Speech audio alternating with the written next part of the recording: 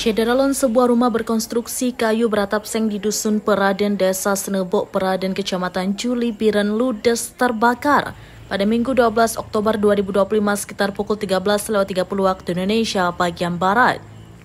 Rumah tersebut merupakan milik Hamzah. Kobaran api menghanguskan seluruh bangunan hingga rata dengan tanah.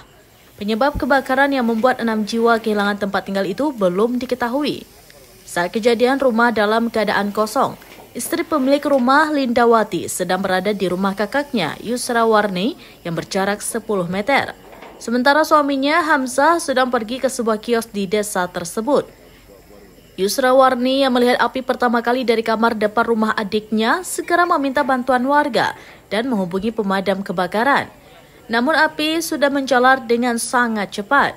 1 unit mobil damkar dari Pos Juli dan 3 unit dari Pos Induk Biren berkoordinasi di Regu A dikerahkan ke lokasi, tetapi rumah sudah tidak dapat diselamatkan. Keluarga tersebut kehilangan seluruh harta benda dalam musibah itu, termasuk 2 mesin pompa air, uang tunai Rp500.000, 3 karung padi, serta dokumen-dokumen penting.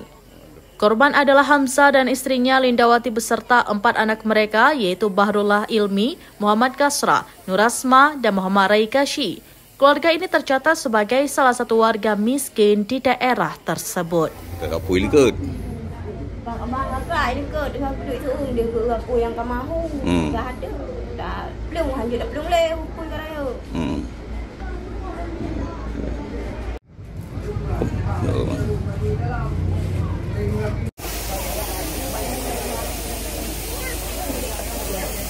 Benar Muhammad.